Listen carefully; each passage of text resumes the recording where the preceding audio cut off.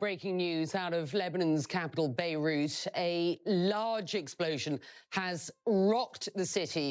On the ground, dozens lay dead. Lebanon's health minister says almost 3,000 people have been injured. The port area destroyed. In the heart of Lebanon, a nation struggling with economic collapse, political corruption, and public unrest. An ordinary summer afternoon would soon spiral into disaster. Oh my God. On August 4th, 2020, at Beirut's bustling port, a fire reached a warehouse storing a highly explosive substance, a ticking time bomb that had been sitting silently for years. Within minutes, a single spark will trigger a chain reaction, shaking the city to its core and leaving lives and the nation itself forever altered. The explosion that followed would go down in history as one of the largest non-nuclear blasts ever recorded.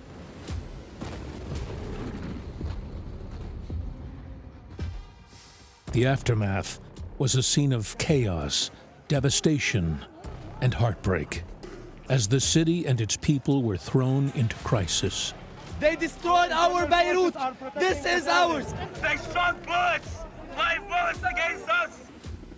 But what caused this catastrophe, and who allowed it to happen? Find out as we retrace those moments, minute by minute.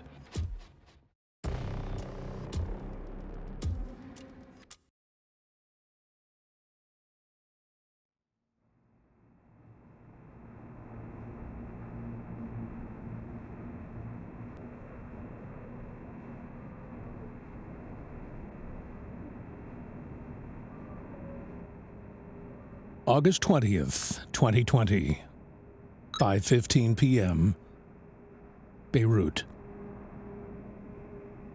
The late afternoon sun casts a golden glow across the city. Traffic hums steadily through the streets. People walk past cafes and corner shops. On the sidewalks, friends linger over coffee while others go about their evening. Beirut sits on the eastern edge of the Mediterranean Sea, a port city long considered the cultural and commercial heart of Lebanon. Once called the Paris of the Middle East, it carries a history both vibrant and turbulent. Civil war, political assassinations, and decades of regional conflict have left deep scars. In 2020, the country is in the grip of its worst economic crisis in decades. Banks are failing, unemployment is rising, and protests against corruption have swept the streets for months. Yet, on this summer evening, the city moves with the ordinary pulse of daily life. To the casual eye, it is nothing more than a typical day.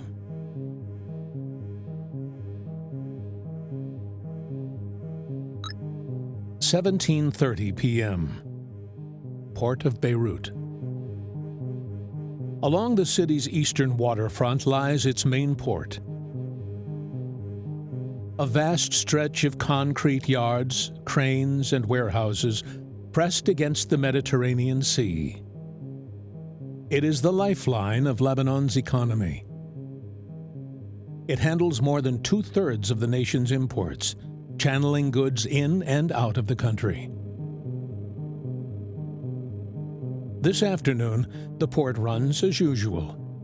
Engines rumble and workers move steadily across the quayside. Nothing stands out, just the ordinary flow of commerce that keeps Lebanon alive.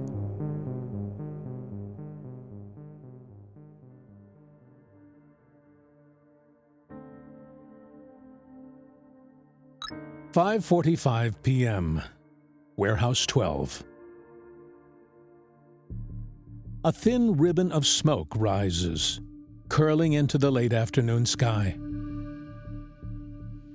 It's coming from Warehouse 12, situated near the northern edge of the port, close to the docks where cargo ships usually unload. It is faint at first, barely visible against the sunlit port. Most workers pay little attention, continuing with their routines as the day moves on. And yet, inside the warehouse, thousands of tons of ammonium nitrate sit stacked in the heat. A dangerous explosive substance. The smallest spark is enough to shift the air. What begins as a wisp of smoke is the first trace of catastrophe. Within minutes, the rhythm of the port will shatter.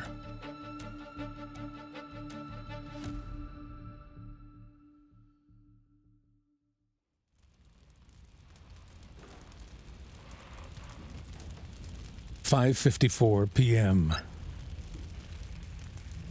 Flames at the warehouse begin to intensify, rapidly spreading across the stored materials. Rumors start to spread across the site that the blaze may have been sparked by welding work done earlier that day. Thick black smoke rises, visible from several kilometers away. Nearby workers and residents start dialing emergency services as panic spreads. Fire crews are dispatched immediately. 5:57 p.m. The first fire crew arrives on the scene. Platoon 5, a small team of young men and women from Beirut Civil Defense, pulls up to the warehouse. Sirens wail as they try to access the building to assess and contain the blaze. For them, it feels like a routine call. Nearby, workers begin to evacuate, moving quickly away from the building as the fire continues to grow. Tension mounts as onlookers gather, unaware that behind the doors, the flames are feeding on a force far beyond their control. The firefighters do not know what lies inside, but the authorities do. The presence of ammonium nitrate has been no secret. Yet the crews are sent in regardless, unknowingly walking towards their death. They stand no chance.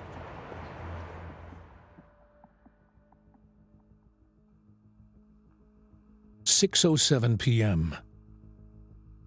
The fire inside Warehouse 12 rages higher. Onlookers crowd closer, phones lifted to capture the scene. Unaware of what's coming, the firefighters press forward, trying to reach the source of the blaze.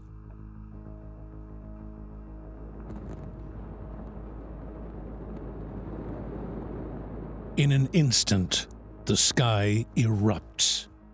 A first detonation rips through the warehouse, sending a blast wave across the port. The ground shudders, buildings tremble. Some people freeze where they stand, paralyzed in shock. Others keep recording, their cameras capturing the chaos as debris rains down around them. 6:08 p.m. The smoke billows high above the port, and the fire seems to ease for a moment. People watching begin to think the worst may have passed. But in seconds, a second, far more powerful blast rips through the port.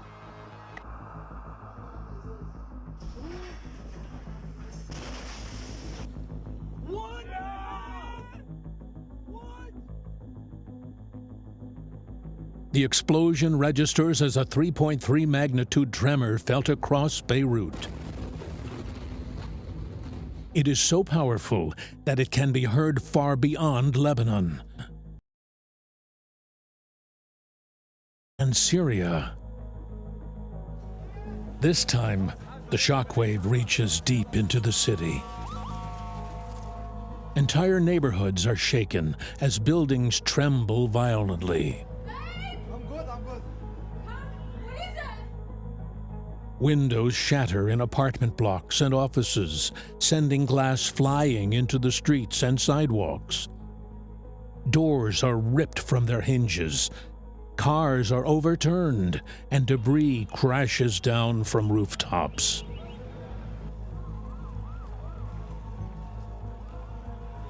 People are thrown to the ground, some knocked unconscious, while others rush to help the injured through the chaos. Panic spreads instantly. Screams echo through the streets. Emergency alarms blare.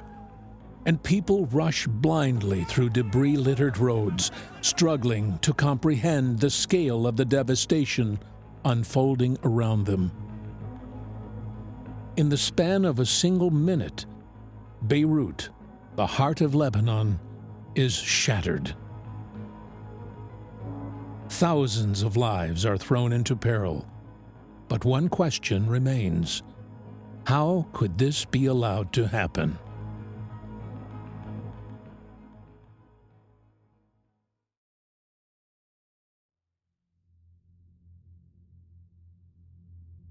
November 2013. The Mediterranean sun glints off the water as the cargo ship Rosis enters the port of Beirut. On board is a massive shipment, 2,750 tons of ammonium nitrate, destined for Mozambique. The ship had set sail from Georgia, but Beirut was never meant to be its destination. The plan was simple: stop briefly, collect an additional shipment, and continue through the Suez Canal. But the new shipment, too heavy, and the owner, Igor Grakushkin, cannot afford the extra fees. What should have been a short stop becomes something else entirely. Soon after docking, Lebanese authorities seize the vessel over unpaid port fees and safety violations. The ammonium nitrate is offloaded and moved into Warehouse 12, right beside the grain silos. There it sits, quietly and unnoticed, a ticking time bomb that will remain in place for years. 6 years later, on August 4th, 2020, the worst fear becomes reality. Investigators believed it started in a stash of fireworks stored nearby, a spark that set off a chain reaction. Within minutes, the flames reached the thousands of tons of ammonium nitrate.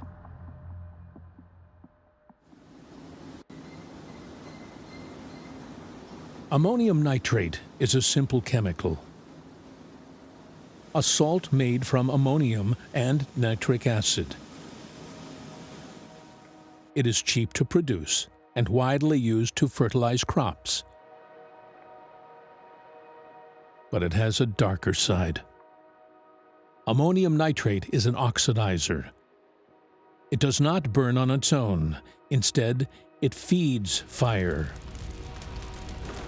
It releases oxygen, allowing other materials to ignite with explosive force. Under normal conditions, it is stable, but if stored improperly near heat or flame, it can become deadly. On August 4th, when the fire reached the ammonium nitrate, the outcome was inevitable, and the result was catastrophic. In seconds, the compound violently decomposed into nitrous oxide gas and water vapor, unleashing energy equivalent to hundreds of tons of TNT. The blast tore through the city, sending a shockwave across Beirut, leveling buildings, shattering glass, and carving a crater more than 40 meters deep into the port.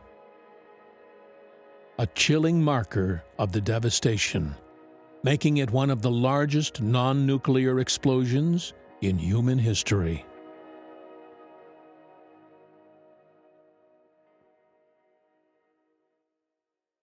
We have breaking news out of Lebanon's capital, Beirut. A large explosion has rocked the city. On the ground, dozens lay dead. Lebanon's health minister says almost 3,000 people have been injured. The port area destroyed. In the first hours after the blast, Beirut is unrecognizable. Entire districts within the port perimeter are reduced to rubble. Buildings collapse, cars are mangled, and streets are buried beneath glass and twisted steel. Firefighters battle the flames that still rage across the port, their efforts desperate against the wreckage left behind.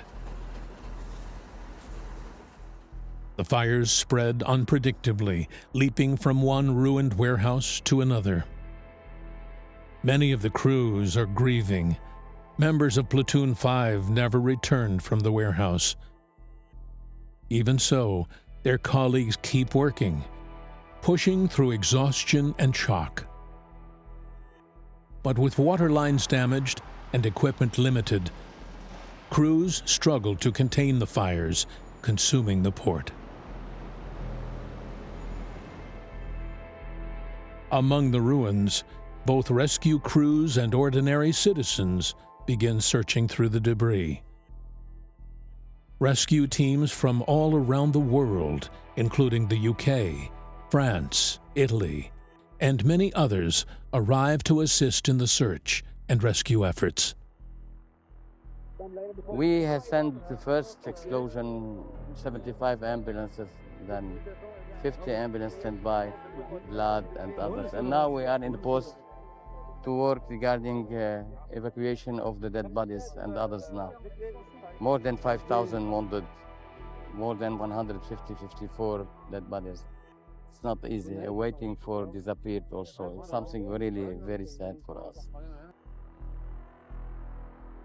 These international teams join local and national crews, forming a coordinated response to the overwhelming destruction.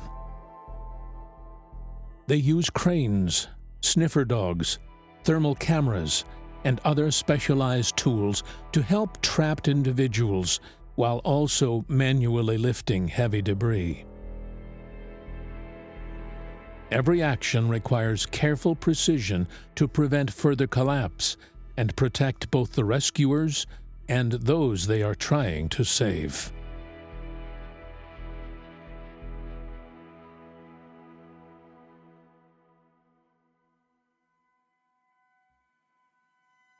The human toll rises rapidly.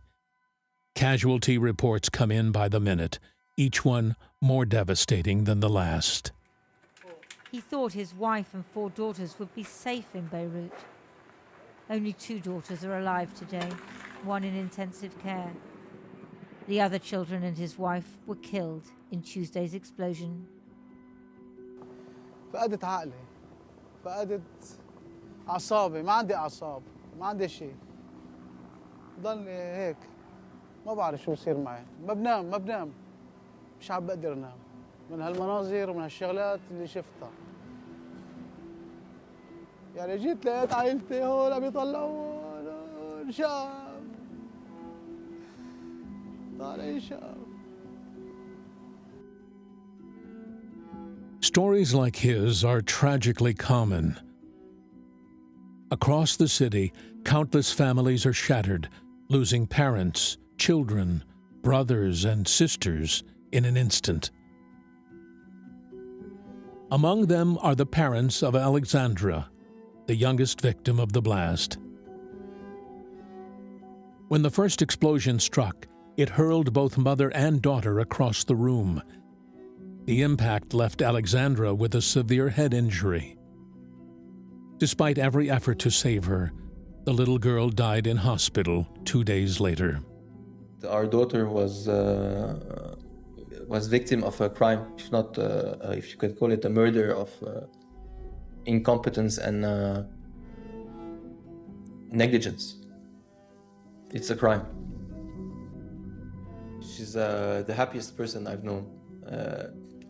If there's one thing Tracy and I are glad about, is that we really think that she spent probably the best 3.5 years anybody could have had. Behind every number is a family torn apart. In the days that followed, thousands of people placed missing posters across the city, clinging to the hope that loved ones might still be found.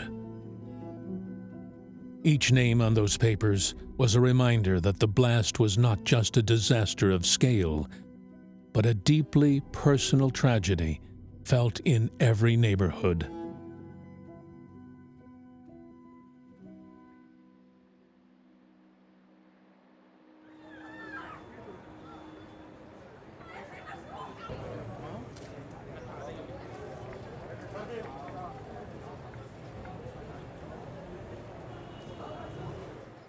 In the days that follow, hospitals are flooded with casualties. Corridors fill with the wounded, while doctors and nurses scramble to treat injuries in hallways and parking lots. We getting around 450, 500 patients through one door into the emergency department, where your medical supplies are already being burnt out by coronavirus, lack of foreign currency to bring more supplies. It was a big hit on an already tired community, medical field, doctors, and everyone. Some hospitals are themselves damaged, their windows blown out and equipment destroyed, forcing patients to be evacuated into the chaos outside. At St. George Hospital, one of Beirut's largest medical centers and located only 800 meters away from the port, the damage is severe. Its neonatal intensive care unit is shattered, newborns left stranded in the rubble. Everything in the unit where I work with was destroyed. The incubators were destroyed, the desks, the computers, the telephones, everything in the unit was destroyed. I was in a specific place when the blast happened. I found myself in completely another place. It's a room adjacent to where I was. I found myself alone with 3 babies. I did not know what to do. So I got out of the hospital towards the GF outside. We are trained to do such evacuations, but this was beyond expectations. Across the city, smaller clinics and makeshift centers are forced to step in. School courtyards and even sidewalks become triage zones. We are volunteering as a medical first aid as much as we can to help the people who have injuries from the day of the explosion till now for free. Everything we can do as medical first aid, from the injuries to the medications, for free. It's not easy at all for everyone. The people who have been injured, the people who have lost their lives, their family members, their houses, their work. It's not easy, it's a catastrophe. Medical staff improvise treatment with what little equipment they can find, often working through their own injuries to tend to others. Outside hospitals, crowds gather in the darkness, clinging to scraps of hope as lists of the dead and injured begin to circulate. For many, the search for missing relatives ends in heartbreak.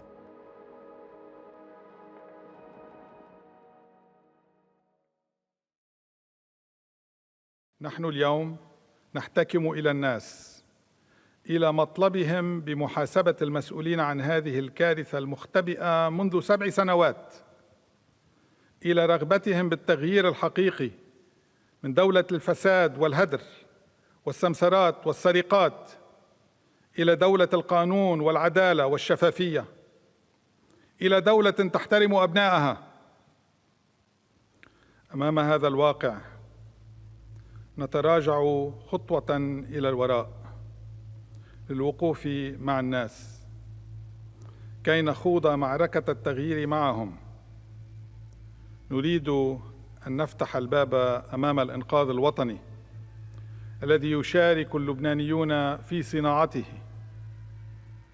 لذلك أعلن اليوم استقالة هذه الحكومة. August 10th, 2020. The announcement is official. Lebanon's leaders have stepped down. Not out of accountability, but out of survival, forced by the fury of the people. But the statement brings little comfort. For many Lebanese, it feels like too little, too late. The blast has not only destroyed Beirut, it has stripped away what little faith people had in their leaders. A crowd confronted the Justice Minister today. This is humiliation, he shouts. All of you politicians knew what was in that port. She'd come to see the damage for herself and try to convince people that justice would be done. What answer can you give the people? I'm telling them only one thing regarding the investigation. I want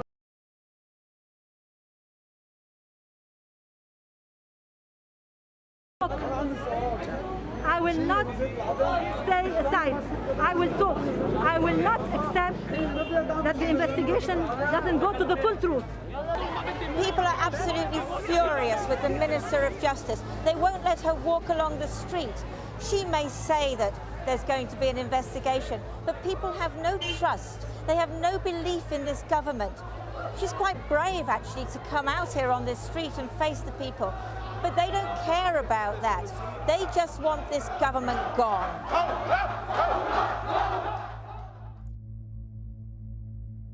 The Lebanese regime, known as El Sulta, has long been synonymous with corruption and criminal networks entrenched in every level of government. But the timing of this crisis could not have been worse. Lebanon was already deep in economic freefall. Earlier in 2020, prices of basic necessities had spiked while the Lebanese pound collapsed.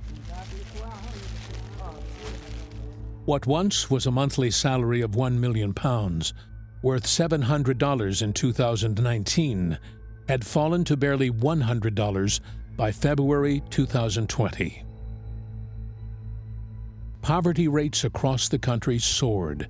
Families could no longer afford private alternatives to failing public services. Fuel shortages spread, leaving even hospitals in the dark. The explosion on top of this collapse only deepened despair and fueled rage.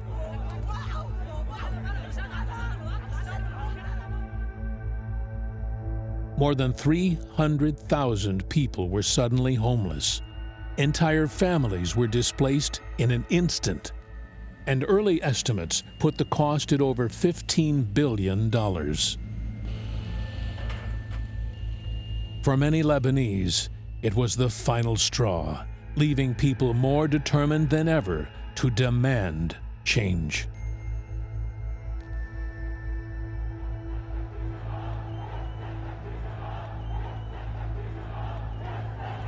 The days after the resignation, people erupted with fury.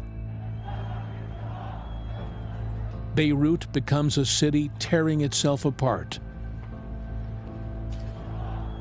These demonstrations are the largest and most violent in months, a boiling point reached after years of frustration. Young and old take to the streets, united by anger at the authorities. The explosion, which devastated more than half the capital, has galvanized a desperate population already pushed to breaking point by deepening economic and political collapse. Our government did not deploy one soldier or one policeman to help us to remove the bodies from under the rubble. Did not help us for 5 days, not remove one old woman from any building, any stone, and here they are. In Martyrs Square, protesters raise makeshift gallows as a symbol of their fury. For some, They are symbolic, a call to hang the ruling elite and strip them of their power. For others, the sentiment is literal. We gonna kill them. We wanna kill them. They destroyed our Beirut. This is ours. The Lebanese army today, they shot bullets, live bullets against us. لأنه حالة طوارئ في عالم أبطال بحقها. لأنه حالة طوارئ في عالم أبطال بحقها. يلا اعلنوا حالة طوارئ. Crowds swell as the night goes on. Tear gas rolls through the streets, choking the air. Yet, with every canister fired, more people surge forward, driven by a burning sense of righteous anger. Their destination is clear: Parliament, the building that, for many, embodies the corruption at the heart of Lebanon's ruling system.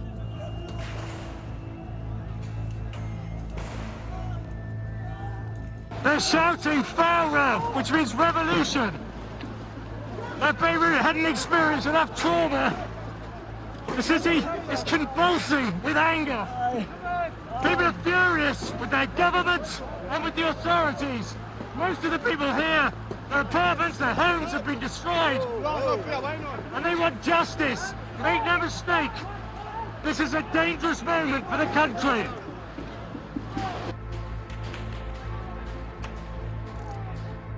Plastic bullets crackle through the air. Some protesters fall, blood spilling once again into Beirut's weary streets. A population already battered by crisis now faces the full force of state security.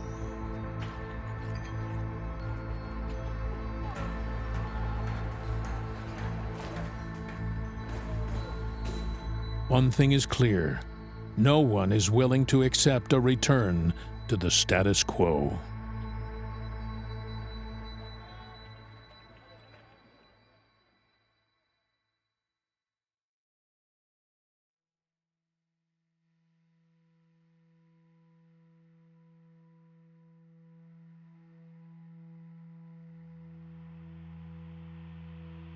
As the days unfold, new revelations deepen the people's anger. The ammonium nitrate in Warehouse 12 did not sit there unnoticed. Judges, customs officers, and port officials all raised alarms. Letters circulated year after year describing the cargo as a danger, a serious threat to public safety. There were attempts to find a solution. Some proposed re-exporting the shipment. Others suggested selling it to commercial companies or handing it over to an army for safe storage. Each proposal was sent up the chain of command. Each one stalled. No decision was ever acted upon, and so the cargo remained exactly where it was, sealed inside a warehouse that was never designed to hold it. Meanwhile, the bags began to decay. Moisture seeped through the thin plastic, weakening the sacks. The chemical grew more unstable with time, more volatile with every season of heat and humidity. What was once dangerous became deadly.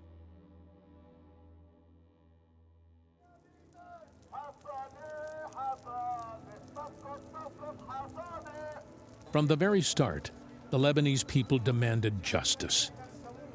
Families of the victims, survivors, and entire communities called for accountability, for someone to finally take responsibility for the explosion that tore their lives apart.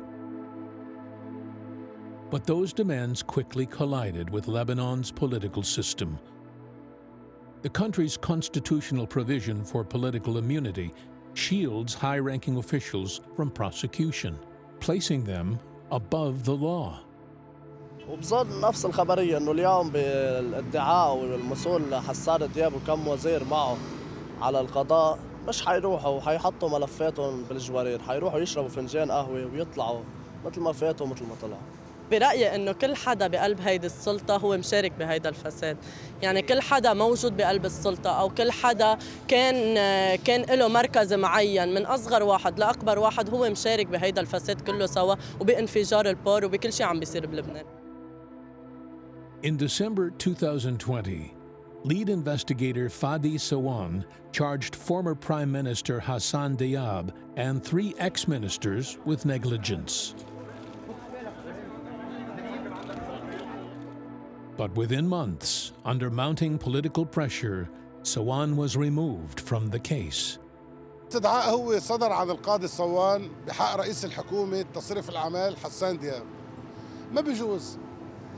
ليه؟ لأنه هيك عم بيلقي المسؤولية على شخص ما له علاقة بالموضوع، بل اللي له علاقة بالموضوع هو السيد ميشيل عون رئيس الجمهورية قائد الأعلى للقوات المسلحة. His successor, Judge Tarek Bitar, pressed forward. He asked Parliament to lift immunity for several MPs who had previously served as ministers, but his requests were rejected. Without approval, he could not even question senior officials, let alone bring charges against them. And whoever has asked the questions, the right questions, like a judge, an investigative judge, whose name was Tarek Bitar, the person who dared ask the right questions was forced to stop the investigation, was threatened to pull away from the investigation because it would harm the national security interests of Lebanon. To the people, the message was clear. Those in power were protecting themselves. In a system where officials can dismiss judges and block investigations, justice is impossible. For many Lebanese, the lack of accountability feels like a second betrayal. Proof that the same corruption that allowed the ammonium nitrate to sit for years is still protecting those responsible for the disaster.